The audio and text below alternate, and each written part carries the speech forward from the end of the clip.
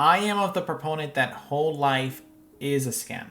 Now, before we dive in, just a quick reminder.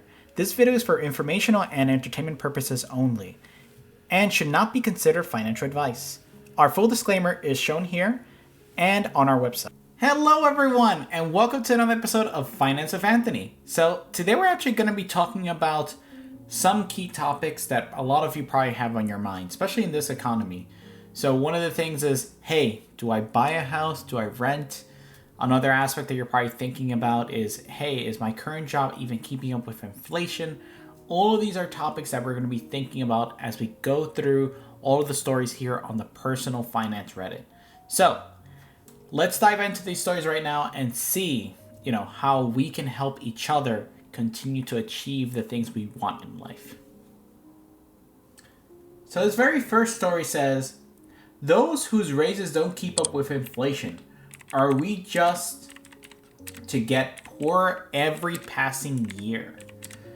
I am not shaming my career on this post, although it definitely doesn't help. I know many jobs don't get raises or very little, etc. My question is, and I guess I know the answer, but I mean, is it literally as simple as if you never get a raise that matches the cost of inflation, are you literally getting poorer with each passing year? I'm getting a 2% raise this coming year, which sounds like it's just a bit below the announced inflation rate. So essentially next year I will be able to do less, correct? Or is there something I'm missing to the equation? If so, that's just crazy. So let's talk about this topic. So if you are not getting a raise every year is the first thing, or if your raise doesn't match the cost of inflation, then essentially you are getting a pay cut every year. And the reason for that is because no matter how much we want to spend things, every year things get more expensive. Whether it's food, whether it's housing costs, every single year without fail, things are going up between 3, sometimes up to 20%, depending on what you're looking at. Especially luxury goods and all that fun stuff. A lot of things we need to think about is, how do we combat these kinds of things? So usually, this is my completely honest opinion here. If your job hasn't given you a raise or a promotion in 2 years, you got to get out. You got to get out of that job as quickly as possible. And a lot of people are going to argue, but Anthony, what if I like the people I work with? But Anthony, what if my boss is great and I'm really like learning? I understand that. But think about it this way.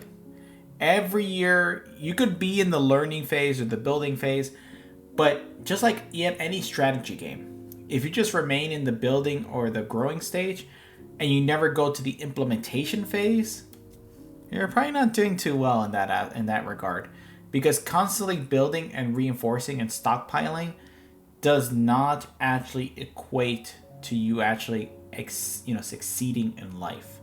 Because the worst thing you can do is become too comfortable. A lot of people get too comfortable in their roles, in their careers, and are afraid of jumping to another new type of environment. They're like, what if I don't like the people that I work with? It doesn't mean you have to marry the job. That's not, once you move to another job or another position, that doesn't mean you're going to be there forever. It's all about the mentality of like, hey, every 2 or 3 years, you think about where you are at this moment, and does it make sense to just stay here? Because the worst thing you can do is just stay there, not get any raises or promotion, while other people are, taking advantage of getting a raise or a promotion. So essentially, I myself have done this quite a few times, and sometimes I've seen increases of 10 to 20% just from moving from one position to another. One thing I will note, and this is very important to understand, if you do this during times of uncertainty, which is times that right now, you best believe that you might be the first one on the chopping block.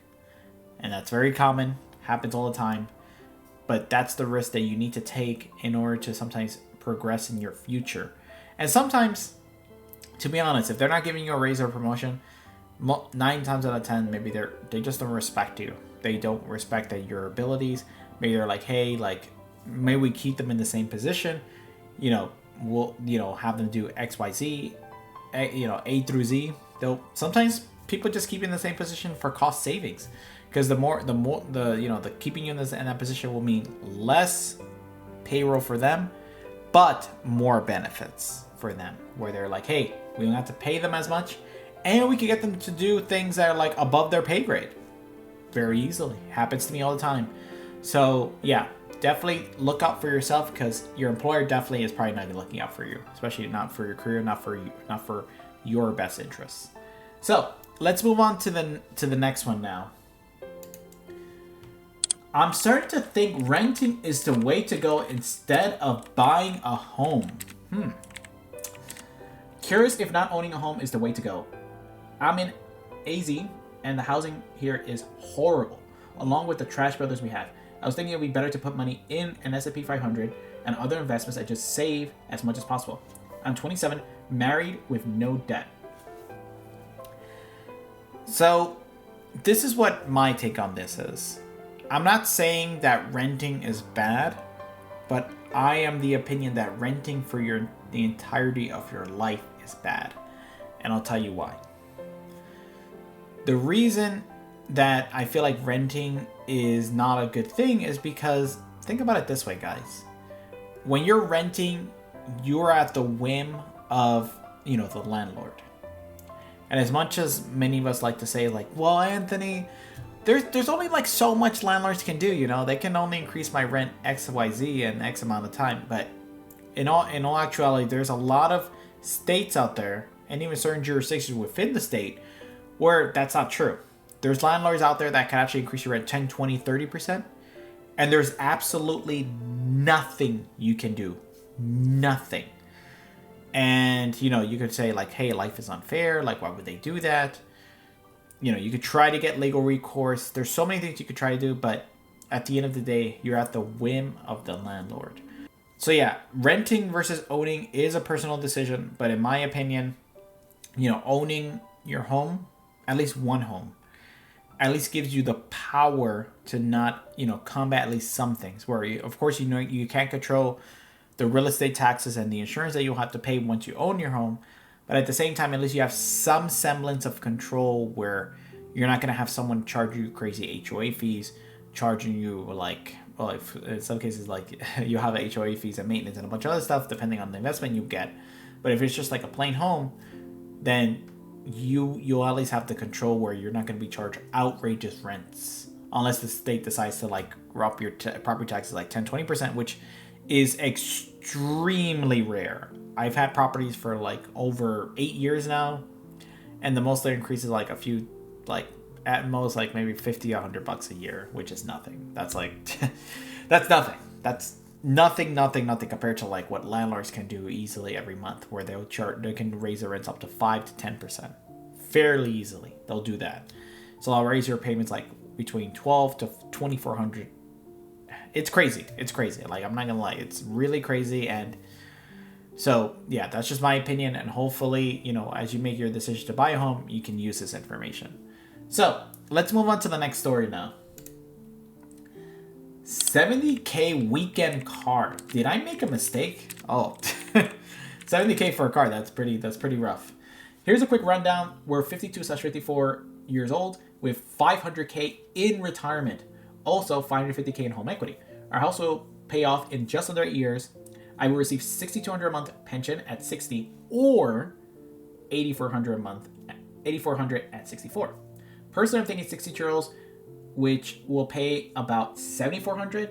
Our only son is 22. We're debt free, well besides the home, and plan on moving to a LCOL state, which is a low cost of living state, in retirement. We currently live in the bottom MA area, and I did put $20K down. Did I F up?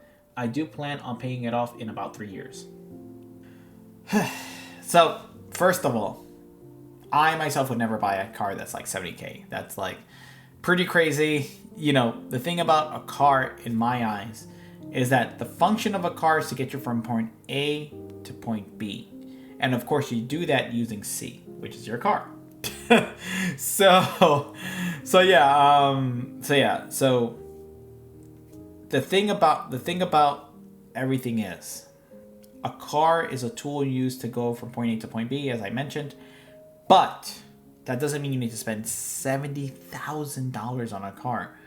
I would say the most I personally would be spending on a car is like between 20 to 30K at most.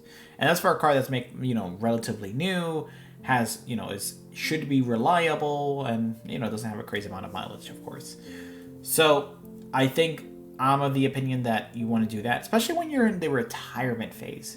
When you're in the retirement phase, the worst thing you want to do is to go through your retirement funds, go through your savings, because that will really put you in a bad spot down the road when things continue to go up. The thing about a retirement fund is that in most cases, your retirement fund is not continuously producing returns. It's not continuously getting pumped into. So whatever you have in your fund is the finite amount of money that you're going to have for the 20 or 30 years that you're going to be in retirement. Of course, in this case, the individual also has a pension, but the thing about it is pensions, Social Security, and all these things usually don't keep up with cost of inflation. So the worst thing you can do is just to burn through your excess reserve as quickly as possible and then be paycheck to paycheck. And sometimes not even be able to use that paycheck to, comfortably live in life. It's happened to a lot of people where Social Security and things like that are not enough even to pay their basic rental income, and they have to go back to work after that. That's not something you want to do in retirement. In retirement, you want to enjoy your retirement. You want to live life comfortably and also have the ability to once in a while take your vacations and actually live it up a little. And the worst thing you can do is make crazy investments like this, like crazy purchases like this. So yeah, just want to stress, don't do this, especially if you're in retirement phase. So let's move on to the next one. Hello everyone, my name is Anthony and I'm the host of TheLostSanctuary. I hope you've been enjoying our content so far, and if you have, please feel free to like and subscribe. Also, we have our website up here, and we also have some socials down here, and as always, leave your comments down below.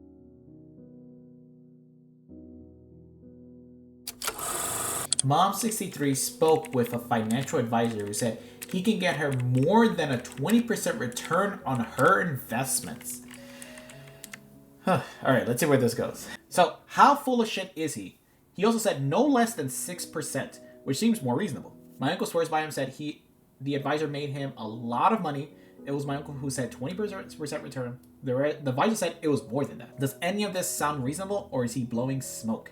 Edit, my info is secondhand. I only know what my mom said. He said, I don't know if it was an actual promise or what his exact words were. Edit 2, I got more info. He is licensed. He has only one complaint against him in roughly 15 years. He didn't make any specific promises on returns. He did say my uncle likes to take risks, and it paid off for him recently. He advised my parents to not take risks. He showed them what he would like to invest, that it was conservative but consistent. So he wasn't hiding anything or telling them to give him money first, and then he would tell them what his investments would be. I have more questions for her regarding fees and whatnot, but I'm much less worried based on the conversation yesterday. It's something like she was getting scammed, and people here help me know what questions to ask, so I really appreciate it. Edit 3. For those asking why she's doing this, they sold property, got a big equity check, and wanted to know what to do with it. They didn't want it just sitting in the bank. So let's talk about, having a financial advisor. So a financial advisor is someone who, you take the bulk of your money to and say like, hey, I got this amount of money. What do I do with it? What is a financial advisor not supposed to do? A financial advisor is not supposed to make promises on guaranteed rates of return. They can, of course, say like, hey, I've worked with 50 clients and the average rate of return that I've seen on my clients is X%. But never can they guarantee any type of return on any investments that they make for their clients. Because nothing in life is guaranteed, especially investments. So the one thing that you need to really think about when you're going to a financial advisor is to look at their track record, get customer testimonials, and really understand, like, is this someone that's like legit? Because there's a lot of financial advisors out there that are, in my eyes, not legit, and they're actually just making themselves rich using your money. That's right. They're going to be using your money to make them rich. That's not something you want to do. And that's my honest opinion on that. So one thing you can think about before you even engage with a financial advisor is to really look at their track record, really look at the clients that they've worked with, have their clients seen success with this financial advisor, and then look at the fees that they charge. A lot of financial advisors will charge maybe a fee for like, the monthly cost, like they'll charge like a fixed rate for using their services. But this is the sad part. A lot of wealth advisors will actually charge sometimes based on the amount that they're managing for you. Sometimes they'll charge like 2% of like, let's say $1 million they're charging, they're investing on your behalf. So that's 20 grand that they're charging just for like having that money. And sometimes it's monthly. So really you need to look at the fees that they have and then really decide like, is this really what I want for myself? Instead though, what my personal opinion is, sometimes you don't even need a financial advisor to actually make good investment decisions. There's a plethora of information out there right here on the internet. Now, I'm not saying to just trust anyone out there, but really there's a lot of people who have a dedicated service where, they've seen great results in their own life and they themselves are just trying to help out people out there just like you. Or if you have someone who in your life, like, someone who does investments in their free time, or someone who has seen a lot of success in investing, go meet them, make them your mentor. Just because, you don't have a financial advisor does not mean that there isn't people out there who can help you invest your money and help you really succeed in life because they themselves have succeeded. So, success builds success. So let's go out there and actually learn from people that know what they're doing so you can make your life a success. So sorry I've said success so many times, but I just want to embed that in your mind that success is built upon success. So let's move to the next story. Was I wrong for getting whole life? I got whole life insurance policy 11 years ago when I was a single mom with a newborn baby and wanted to do what I could for him. The insurance lady explained to me that whole life is the best option because it will be there forever. Well, now I'm a whole lot older and wiser. Husband also has a whole life policy, and our 3 kids are beneficiaries on both. We both have 401ks and pensions. However, we don't mess with any other investments. Do I cash out and close out, switch to term life, or do I keep this policy since it's over 10 years old and just keep paying into it? All right, I'm getting close because I really want to stress this. I am of the proponent that whole life is a scam.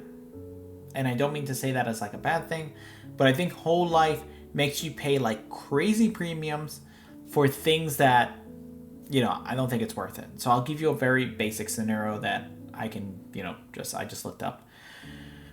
So let's say you're a 40-year-old and you're determining like, hey, do I get a term life insurance policy, let's say for 10, 20, or 30 years, or do I get whole life and, for the rest of my life? The thing about it is, what is the biggest thing you need to think about? Whole life insurance premiums are crazy expensive.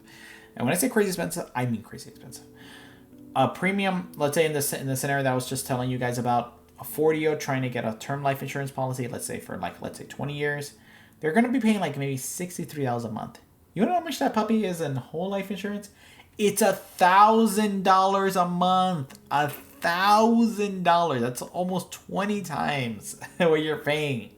Now, a lot of you out there are like, but Anthony, whole life insurance is for your whole life. Of course, they're going to charge you like $1,000. There's cash value in there. But whole life, they're charging you so many fees. The fees are insane. So the cash value that you're probably building is not much.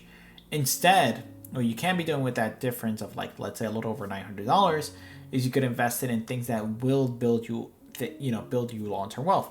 Maybe you could invest in like, the stock market, the S&P 500, get into a fund. You can actually buy treasury bonds, buy things that like will build value over time instead of like, filling the pockets of the insurance agents.